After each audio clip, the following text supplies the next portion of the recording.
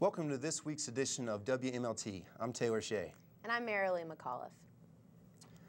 Concord University is hoping to move into the future with an ambitious plan, despite a recent order from Governor Manchin to cut spending in executive branch offices by 3.4%, which could mean a cut of $12 million from the state higher education funds. The university remains optimistic. Rachel Lucas has more. A new and ambitious plan is ringing across campus. The 5-year strategic plan for Concord University includes renovations, remodels, and even real estate expansion. The plan calls for the university to capitalize on the school's academic reputation, maintain financial stability, and improve campus and community services. Renovation goals include everything from fixing leaky roofs to installation of air conditioning systems in the dorms. The university also wants to buy land in Athens for more office and dorm space. Marshall Campbell, the interim director of Human Resources, says finding those funds immediately could be a challenge. We're trying to accomplish more with less. Those of us in higher education are very aware of the fact that, the governor has asked for no tuition increases. He's asked for budget cuts. We were also expected, obviously, to have a vibrant program here. So when you put all those together, that can be difficult to accomplish, but we're just going to have to do it day by day. The addition of a sports-themed restaurant that may include a Friday night coffee house with the possibility of a club atmosphere and a DJ is also planned for the Athens campus. Concord University's Board of Governors unanimously passed the plan last week. But earlier this year, Governor Manchin proposed a tuition freeze for West Virginia colleges and universities. This could pose even more challenges for public institutions like Concord, especially as it tries to grow. While board member Lane Bailey called the plan very ambitious, University President Gregory Aloya says it's manageable. I think we're going to try to accomplish as many of those as possible. Some of them will never be accomplished. They're just actually strategic commitments that we'll make each time through. Aloya noted that the greatest accomplishment of the strategic plan was incorporating input from students, faculty, and alumni. I think for me, the ability of this wonderful community called Concord University to come together with all the multiple constituents and have a conversation and a discourse to come up this document, to me, is the most exciting thing about it. The strategic plan will continue to be revised yearly according to funds available to the university. For WMLT, I'm Rachel Lucas in Athens. Richie Holiday was the first comedian of the semester to come to Subway Sides. After recently finishing a tour around the country, he is now visiting colleges and smaller venues. Angie Coons was there for the show. I want to go scuba diving with the dolphins. Yeah, I brought my scuba gear. Grandpa, those are oxygen tanks. Comedian Richie Holiday paid a visit to Concord last Monday night. It seemed that laughter was just what students needed to lift their spirits in the face of the recent harsh weather. Originally from North Carolina, Richie got into comedy through a friend. After finding that he had an excellent sense of humor, he won several comedy contests and ended up touring with Full House star Bob Saget. It was mostly like big casinos, so like large theaters, anywhere from 15 to 2,500 people. It's a very different atmosphere than this because this is very intimate. I can interact, I can talk to the person, 10 rows back. They both have their positives. I mean, like, the feeling of 2,000 people making noise it's powerful. It comes in waves and you're like, it gives you chills. But I like this so much because I like chatting and I'm very laid back. Comedians are one of the most anticipated acts sponsored by the Student Activity Committee. And after Monday night's performance, students are hoping for even more comedians as soon as possible. Reporting from Concord for WMLT, I'm Angie Coons. Concord University's music department produced an opera, The Tender Land, last week. The opera was scheduled to be performed Wednesday through Friday, but the Wednesday performance was canceled due to snow. The Thursday and Friday performances went off without a hitch, despite all classes being canceled on Thursday.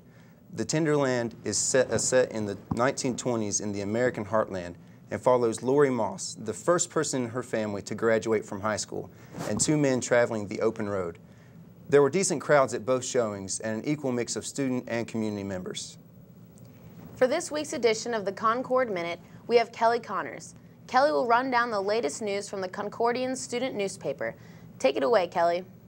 Thanks, guys. Students at Concord are getting more creative with indoor activities with all the snow we've been getting. New sports include hallway frisbee, dorm room ping pong, and extreme bouncy ball. All of these sports are based on style points that you earn by bouncing the frisbee or bouncy ball off of doors, chairs, or walls. New sports aren't all that students are doing to stay active. There is a Biggest Loser challenge going on for female students. Whoever loses the highest percentage of body weight by the end of the semester will win a prize. For more information, talk to the North Tower staff. High schoolers looking to attend Concord should apply for scholarships of distinction.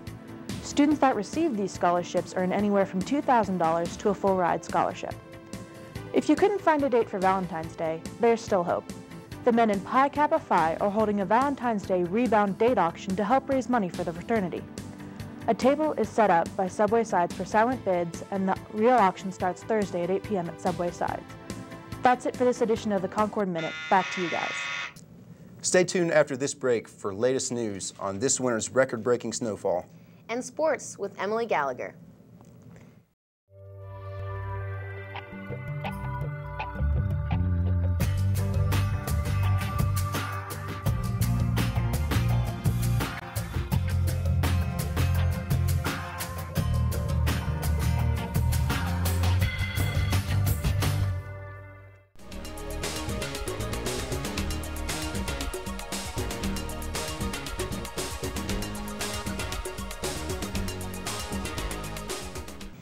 As West Virginians continue to dig themselves out after record-setting snowfalls, West Virginia Secretary of Transportation Paul Maddox, along with Division of Homeland Security and Emergency Management Director Jimmy Giannotto, are asking citizens not to shovel snow into the street or roadway, as well as reminding the traveling public about the hazards of leaving abandoned vehicles on the road.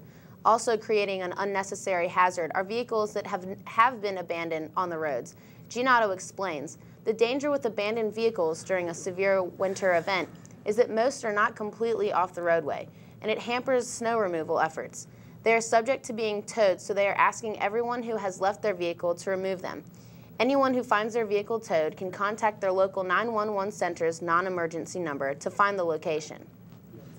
And here's Marilyn McAuliffe updating us on all the snow we've been having here on campus. It's been a winter wonderland on Concord's campus. Snow's been piling up all over for a week and a half and shows no sign of stopping. This year has been the worst winter and the worst year here at school that I can remember. The problem we have now is we have no place to put the snow. What snow that we have it piled up everywhere. So now, 2 inches is detrimental to us because we got to find some place to put that 2 inches that they scrape up off all these parking lots, and there's no place to put it. We very seldom canceled school, and I can remember of maybe twice due to weather-related incidents and power outages.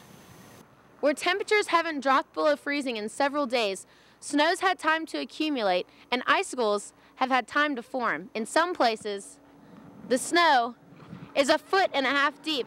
As you can see here, it's no joke. And as for traveling, most students won't even be able to make it out of the parking lot.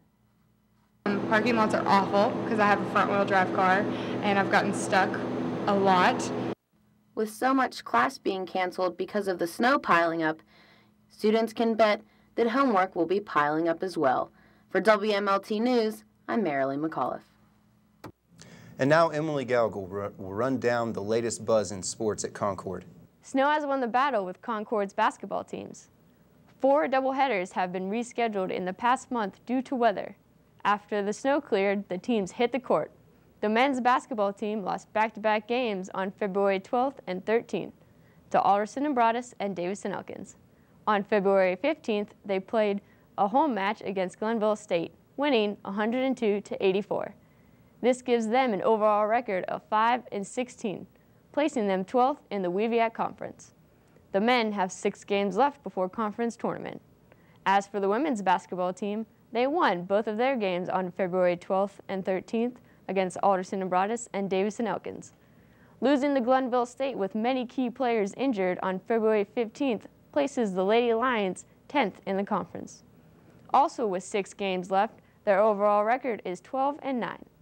Concord baseball and softball start their seasons this week. baseball playing home against Ashland University, and softball playing away in Tennessee against Lincoln Memorial University. As for Concord Track, they have an indoor meet this weekend at Virginia Tech. That's all for Concord University sports. Visit cumountainlions.com for scores and schedules.